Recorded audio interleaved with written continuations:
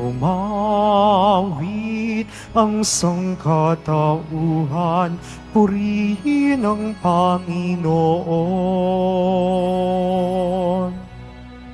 Papuri sa kaitaasan, siya'y papurihan, Diyos ng lahat. O papuri sa kaitaasan, siya'y papurihan, ngayon at magpakailanman.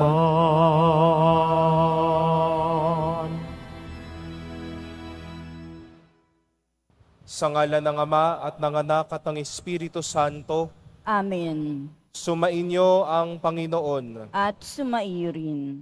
Mga kapatid, aminin natin ang ating mga pagkukulang at kasalanan upang tayo'y maging marapat gumanap sa banal na pagdiriwang.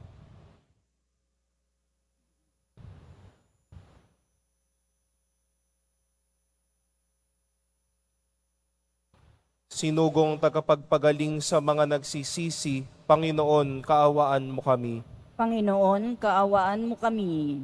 Dumating na tagapag-anyayang mga makasalanay magsisi, Kristo, kaawaan mo kami. Kristo, kaawaan mo kami. Nakaluklok ka sa kanan ng Diyos Ama para ipamagitan kami. Panginoon, kaawaan mo kami. Panginoon, kaawaan mo kami. Kaawaan tayo ng makapangyarihang Diyos, patawarin tayo sa ating mga kasalanan at patnubayan tayo sa buhay na walang hanggan. Amen. Manalangin tayo.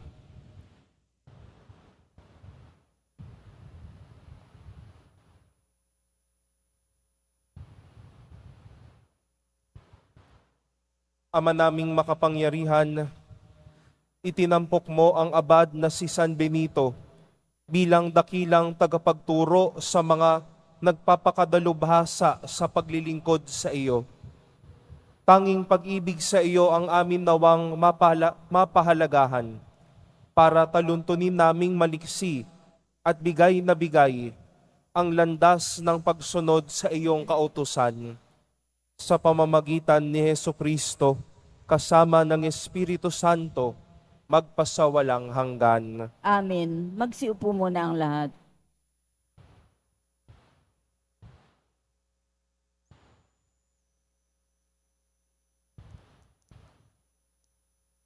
Pagbasa mula sa aklat ni Propeta Oseas. Ito ang sinasabi ng Panginoon. Nang bata pa ang Israel, siya'y aking minahal na parang tunay na anak at inilabas ko siya sa Ehipto. Ngunit habang siya'y tinatawag ko, lalo naman siyang lumalayo. Lagi na lamang siyang naghahandog sa mga Diyos-Diyosan at nagsusunog ng kamanyang sa kanilang mga Diyos-Diyosan. Ako ang nagturo kay Ephraim na lumakad, kinalong siya, subalit hindi nila alam na ako ang nangangalaga sa kanila. Pinatnubayan ko sila ng buong pagmamalasakit at pagmamahal. Ang katulad ko'y isang nag-aalis ng busal sa kanilang bibig at yumuko ako upang sila'y mapakain. Nagtatalo ang loob ko at nananaig sa aking puso ang malasakit at awa. Hindi ko ipinarama ang bigat ng aking poot. Hindi ko na muling sisirain ang Ephraim, sapagkat ako'y Diyos at hindi tao. Ang banal na nasa kalagitnaan ninyo at hindi ako naparito upang magwasak. Ang salita ng Diyos. Salamat sa Diyos. Poon, kami iyong iligtas at tanglawan ng iyong sinag. Poon, kami yung iligtas at tanglawan ng iyong sinag. Pastol ng Israel, kami ay pakinggan. Mula sa trono mong may mga kerubin, kami ay tulungan. Sa taglay mong lakas, kami ay iligtas at tubusin sa hirap. Poon kami yung iligtas at tanglawan ng yung sinag. Ika'y manumbalik, o Diyos na dakila. Pagmasdan mo kami mula sa itaas, at ang punong ito'y muling pagyamanin at iyong iligtas. Lumapit ka sana, ang puno ng ubas na itinanim mo ay iyong iligtas. Yaong punong iyon na pinalagumot iyong pinalakas. Poon kami yung iligtas at tanglawan ng yung sinag. Magsitayo na po ang lahat.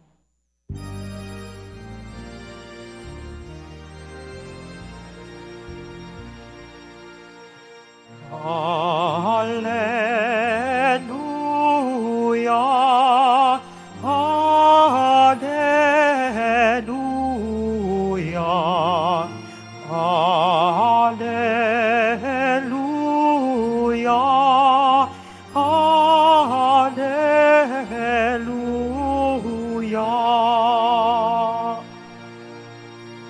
Ang Diyos ay maghahari na, kaligtaan ng tanang sala, manalig sa balita niya. Alleluia, Alleluia,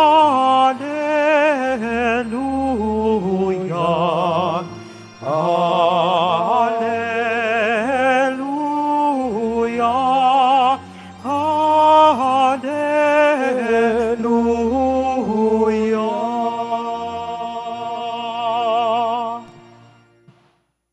Sumainyo ang Panginoon. At sumaiyo rin. Ang mabuting balita ng Panginoon ayon kay San Mateo.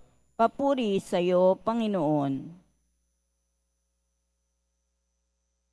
Noong panahong iyon, sinabi ni Jesus sa kanyang mga apostol, "Humayo kayo at ipangaral ninyo na malapit ng maghari ang Diyos.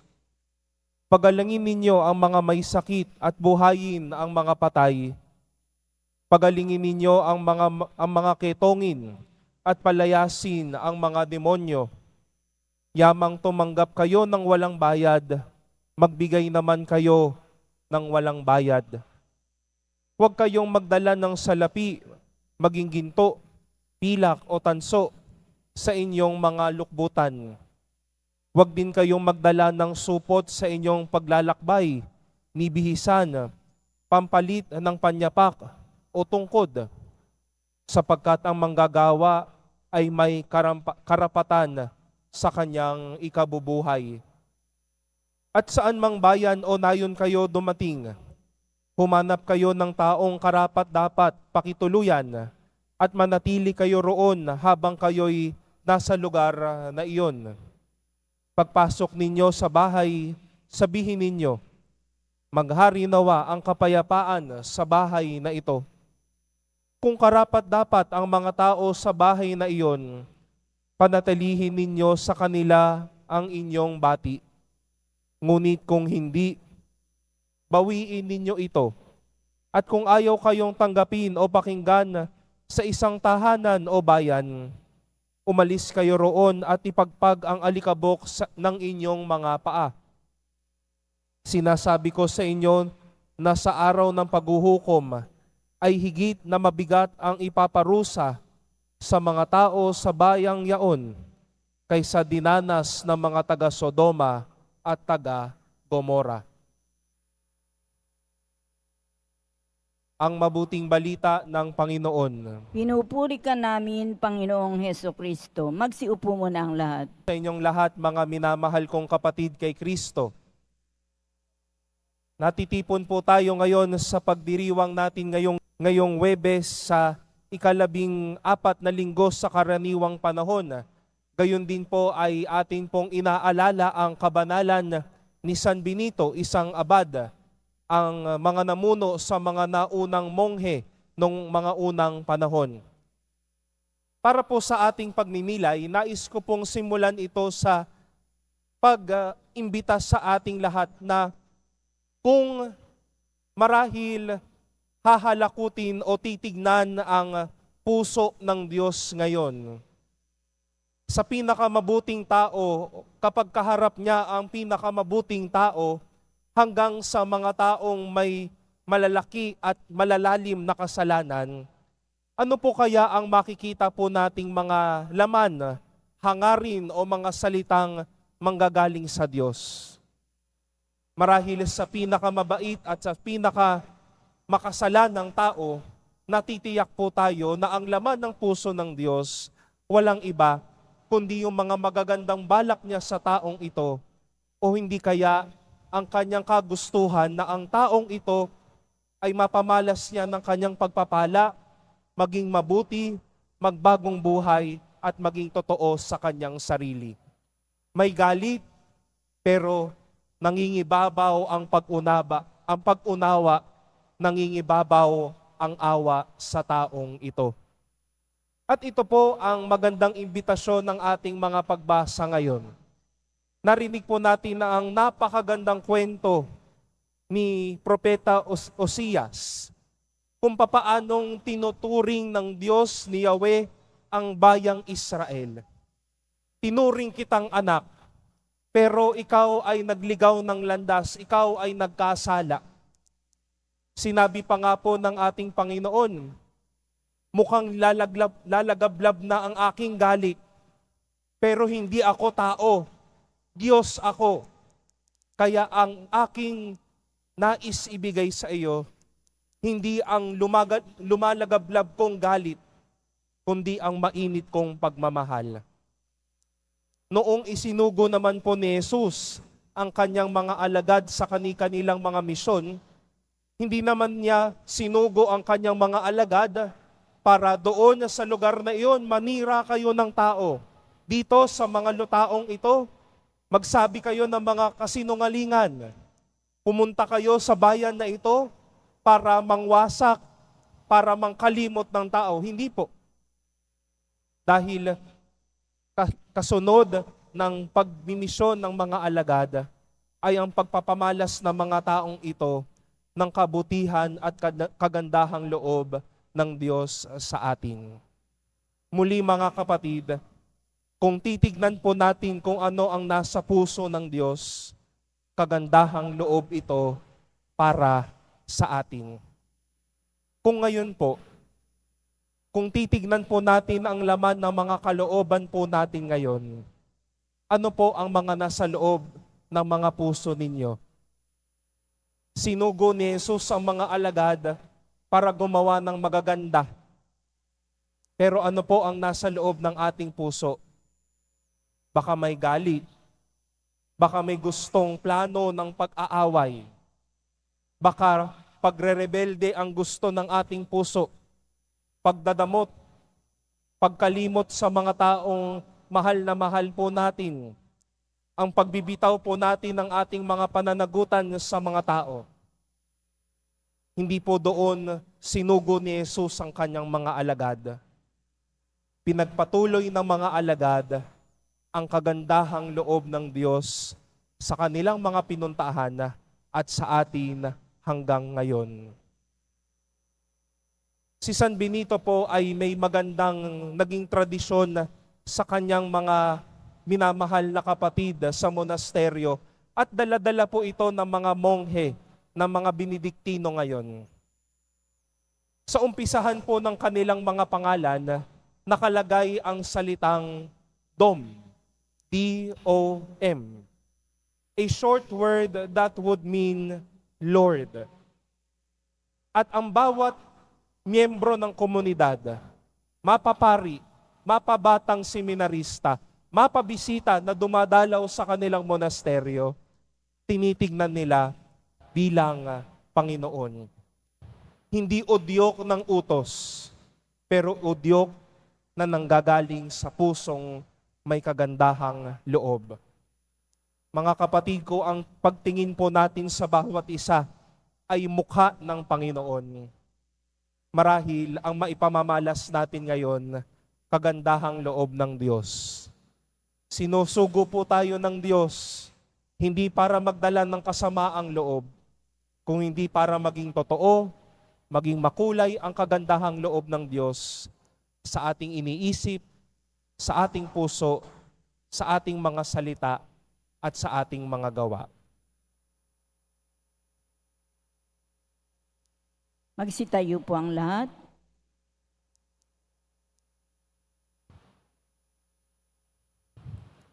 Minamahal kong mga kapatid, tayo ay kabahagi sa walang hanggang plano ng Diyos.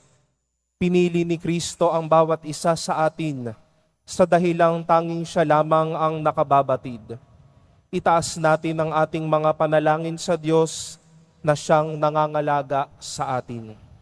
Sa bawat panalangin atin pong itutugon, mapagbigay na Diyos, pakinggan mo kami. Mapagbigay na Diyos, pakinggan mo kami. Ang simbahan naway patuloy na mag-anyaya at magsugo ng marami pang misyonero upang ipahayag ang kaligtasan ng Diyos. Manalangin tayo. Mapagbigay na Diyos, pakinggan mo kami. Ang mga taong nalilito o kulang sa paggalang sa sarili, naway maunawaan ang plano ng Diyos para sa kanila. Manalangin tayo. Mapagbigay na Diyos, pakinggan mo kami. Yaong mga tumatanggi sa mga tagapagdala ng mensahe ng Diyos at sa katotohanang kanilang taglay, naway makadama ng habag ng Diyos. Manalangin tayo. Mapagbigay na Diyos, pakinggan mo kami. Yaong may malubhang karamdaman, naway tanggapin ng bukas loob ang sakramento ng pagpapagaling at pakikipagkasundo.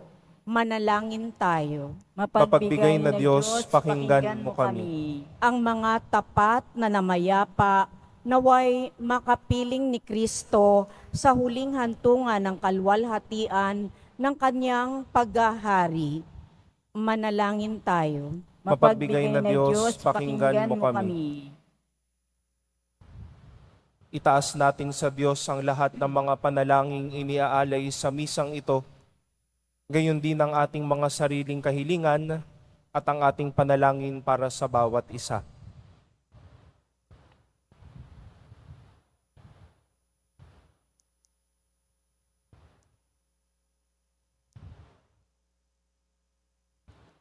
Manalangin tayo sa Panginoon. Mapagbigay na Diyos, pakinggan mo kami.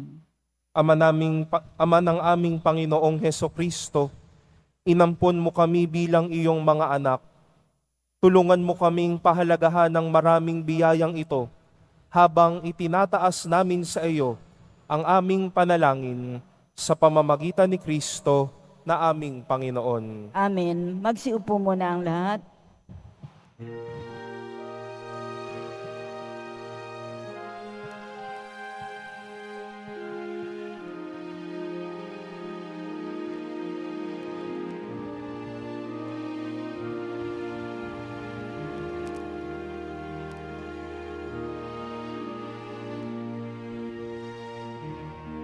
Aming alay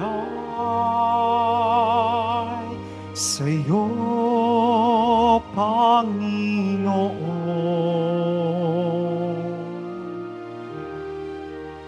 Ang tinapay at alak niyong kaloob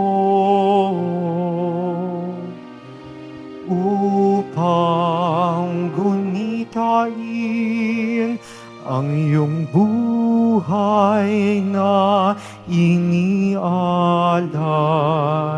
nang tayo'y magdiwang bilang isang sambayanan.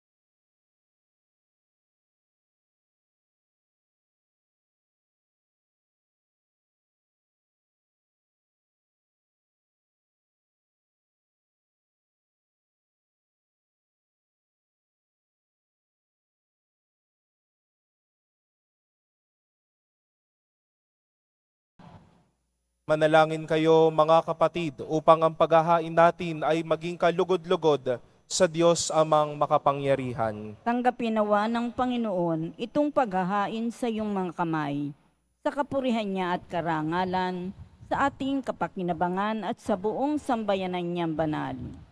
Ama naming lumikha, sa paghahain namin ngayong ginugunita si San Benito, tunghayan mo ang aming mga alay at ipagkaloob mo na matularan namin ang kanyang mga halimbawa sa pagdulog sa iyo upang kami pagindapatin magkamit ng iyong mga kaloob na pagkakaisa at pagkakasundo sa paglilingkod namin sa iyo. Sa pamamagitan ni Hesukristo, kasama ng Espiritu Santo, magpasawalang hanggan. Amen. Sumainyo ang Panginoon. At sumaiyo rin. Itaas sa Diyos ang inyong puso at diwa. Itinaas na namin sa Panginoon. Pasalamatan natin ang Panginoong ating Diyos. Marapat na siya ay pasalamatan. Ama naming makapangyarihan, tunay ngang marapat na ikaw ay aming pasalamatan. Ngayong ikinagagalak naming may mga banal na tao na nagtalaga ng sarili sa anak mong si Hesukristo upang ipamalas nila ang paghahari mo at maakit ang kapwa na manalig sa iyo. Ngayon sa amin ibinibigay ng iyong anak na minamahal ang kabanalang iyong taglay at hangad mong kamtin ng tanan. Ito ang pinanggalingang ang aming ngayong nililingon. Dito mo rin nais kami makarating at humantong. Kaya kaisa ng mga anghel na nagsisiawit ng papuri sa iyo nang walang humpay sa kalangitan, kami nagbubunyi sa iyong kadakilaan. Santo, Santo, Santo, Panginoong Diyos ng mga hukbo, napupuno ang langit at lupa ng kadakilaan mo. O sana sa kaitaasan, pinagpala ang naparirito sa ngalan ng Panginoon. O sana sa kaitaasan, magsiluhod po ang lahat. Ama naming banal, ikaw ang bukal ng tanang kabanalan. Kaya't sa pamamagitan ng iyong Espiritu, gawin mong banal ang mga kaloob na ito upang para sa amin maging katawan at dugo ng aming Panginoong Hesukristo. Bago niya pinagtiis ang kusang loob na maging handog, hinawakan niya ang tinapay. Pinasalamatan kanya. Pinaghati-hati niya iyon, iniabot sa kanyang mga alagad at sinabi, tanggapin ninyong lahat ito at kanin. Ito ang aking katawan na ihahandog para sa inyo.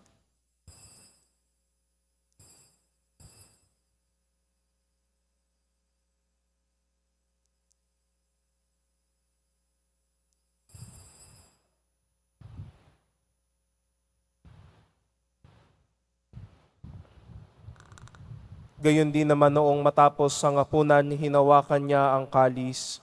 Muli kanyang pinasalamatan.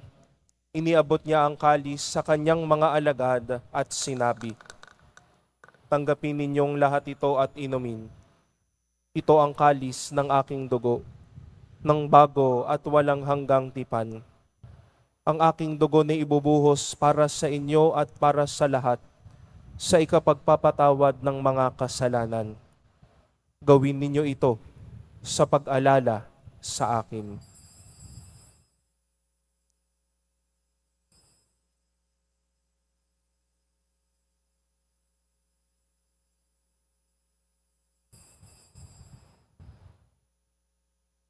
Magsitayo na po ang lahat. Ang misteryo ng ating pananampalataya. Si Kristo'y namatay, si Kristo'y nabuhay, si Kristo'y babalik sa wakas ng panahon. Ama, ginagawa namin ngayon ang pag-alala sa pagkamatay at muling pagkabuhay ng iyong anak. Kaya't iniaalay namin sa iyo ang tinapay na nagbibigay buhay at ang kalis na nagkakaloob ng kaligtasan. Kami nagpapasalamat dahil kami iyong minarapat na tumayo sa harap mo para maglingkod sa iyo. Isinasamo namin kaming magsasalo-salo sa katawan at dugo ni Kristo ay mabuklod sa pagkakaisa sa pamamagitan ng Espiritu Santo. Ama, lingapin mo ang iyong simbahang laganap sa buong daigdig. Puspusin mo kami sa pag-ibig, kaisa ni Francisco na aming Papa at ni Jose na aming Obispo at ng Tanang Kaparian. Alalahanin mo rin ang mga kapatid naming nahimlay nang may pag-asang sila'y muling mabubuhay, gayon din ang lahat ng mga pumanaw. Kaawaan mo sila at patuloyin sa iyong kaliwanagan. Kaawaan mo at pagindapatin kaming lahat na makasalo sa iyong buhay na walang wakas, kaisa ng mahal na Birheng Maria na Ina ng Diyos, ng kabiyak ng puso niyang si San Jose, kaisa ng mga apostol, ni San Benito at ng lahat ng mga banal na namuhay dito sa daigdig ng kalugod-lugod sa iyo. May pagdiwang nawa namin ng pagpupuri sa ikararangal mo sa pamamagitan ng iyong anak na aming Panginoong Hesukristo.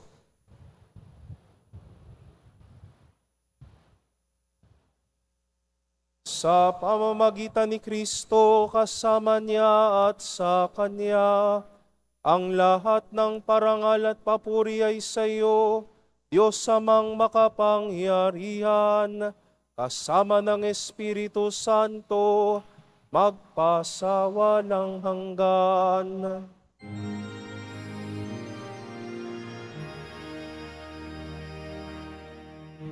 Amen. Amen. Amen. Amen.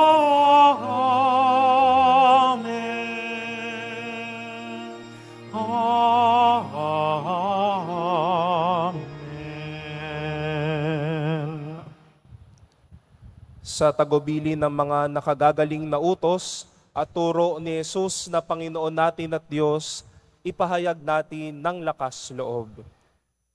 Ama namin, sumasalangit ka, sambahin ang ngalan mo, mapasa amin ang kaharian mo, sundin ang loob mo dito sa lupa para ng sa langit. Bigyan mo kami ngayon ng aming kakanin sa araw-araw, at patawarin mo kami sa aming mga sala, para ng pagpapatawad namin sa nakakasala sa amin. At huwag mo kaming ipahintulot sa tukso, at iadya mo kami sa lahat ng masama. Hinihiling namin kami iadya sa lahat ng masama, pagkalooban ng kapayapaan araw-araw, iligtas sa kasalanan at ilayo sa lahat ng kapahamakan, samantalang aming pinananabikan ang dakilang araw ng pagpapahayag ng tagapagligtas naming si Hesukristo. Sapagkat iyo ang kaharian at ang kapangyarihan at ang kapurihan magpakailanman. Amen. Panginoong Hesukristo, sinabi mo sa iyong mga apostol, kapayapaan ang iniiwan ko sa inyo. Ang aking kapayapaan ang ibinibigay ko sa inyo. Tunghayan mo ang aming pananampalataya at huwag ang aming pagkakasala. Pagkalooban mo kami ng kapayapaan at pagkakaisa ayon sa iyong kalooban, kasama ng Espiritu Santo, magpasawalang hanggan. Amen. Ang kapayapaan ng Panginoon naway laging sumainyo. At sumaiyo rin. Magbigayan po tayo ng kapayapaan sa isa't isa. Kordero ng Diyos na nag-aalis ng mga kasalanan ng sanlibutan, maawa ka sa amin.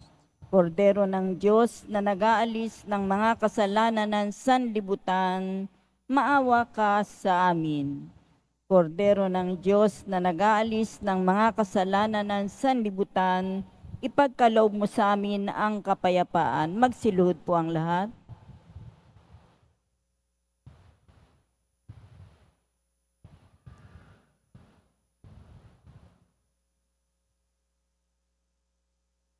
Ito ang kordero ng Diyos, ito ang nag-aalis ng kasalanan ng sanlibutan. Mapalad ang mga inaanyayahan sa kanyang banal na piging. Panginoon, hindi ako karapat-dapat na magpatuloy sa iyo, ngunit sa isang salita mo lamang ay gagaling na ako.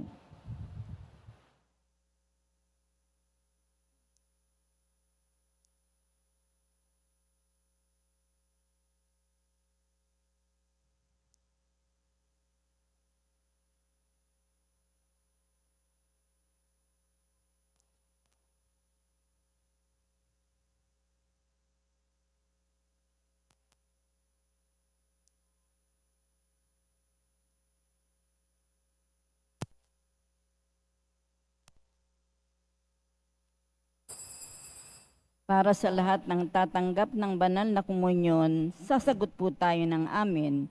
Pagkasabi ng pari o ng lay minister ng katawan ni Kristo, at isubo agad sa bibig bago umalis sa harapan ng pari o lay minister.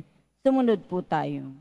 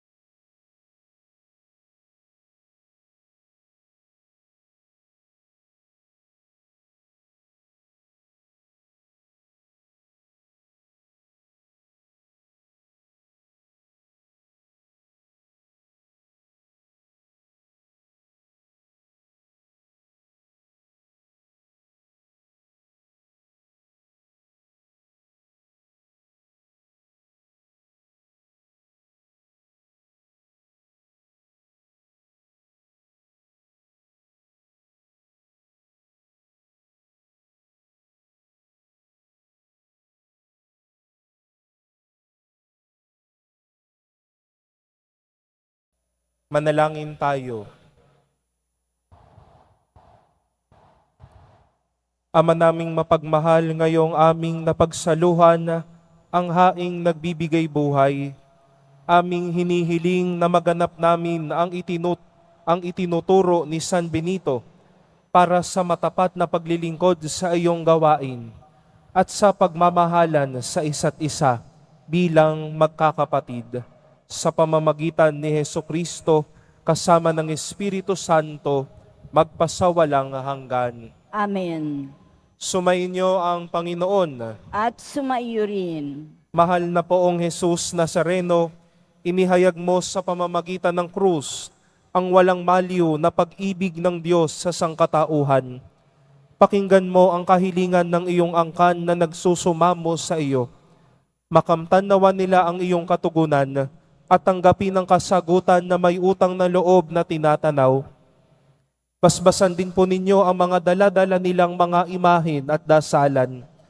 Sa pamamagitan ng bendisyon na ito, naway maalaala nila ang mga pangako nila noon sa binyag, na ikaw ang kanilang iibigin at paglilingkuran bilang Panginoon, magpasawalang hanggan. Amen. At pagpalain kayo ng ating makapangyarihang Diyos, ang Ama at Anak at Espiritu Santo. Amen. Mga kapatid, tapos na po ang ating pagdiriwang. Humayo kayong taglay ang kapayapaan ng poong Jesus Nazareno. Salamat sa Diyos.